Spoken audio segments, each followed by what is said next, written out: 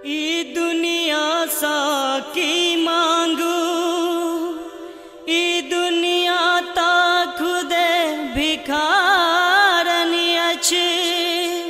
महिमा सुनिए लो तोरे दरबार, अब तोरे टा सहारा अछि।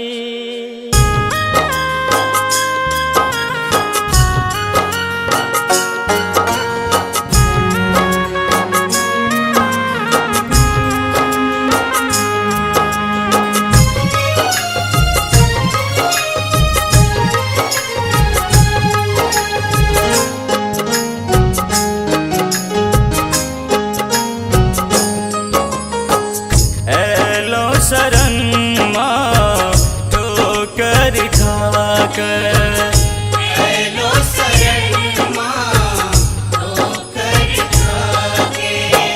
विपत दूर है ते, विपत दूर है ते माँ दया दृष्टि पाकर। हेलो शरण माँ ठोकर खाकर,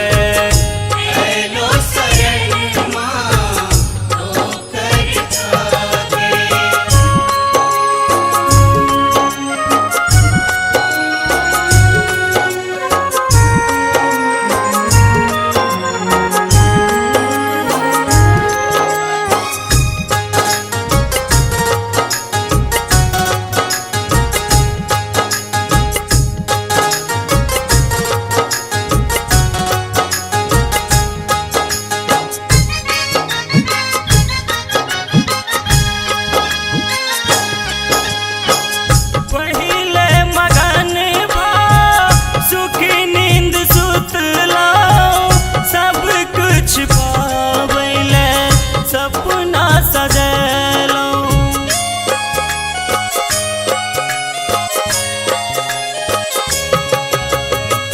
पहिले मगन भा सुखी नींद सुतलो, सब कुछ पावैले सपना सजलो। भेटत होत बजे अनलो लिखा को,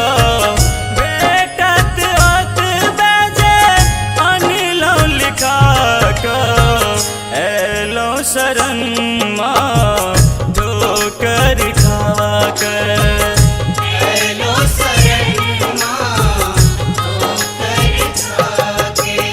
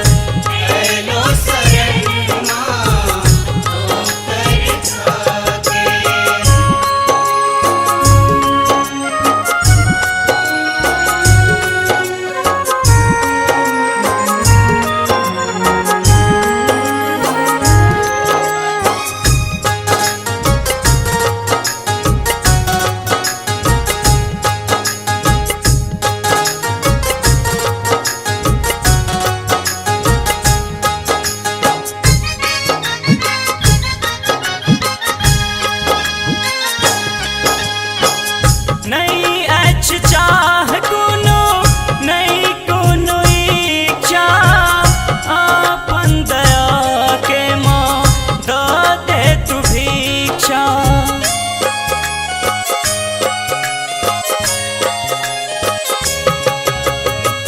नहीं अच्छ चाह कोनो नहीं कोनो इच्छा, अपन दया के माँ दा दे तू भिक्षा। ए लहू तोरे आंगन सब कुछ लुटा का, ए लहू तोरे आंगन सब कुछ लुटा का।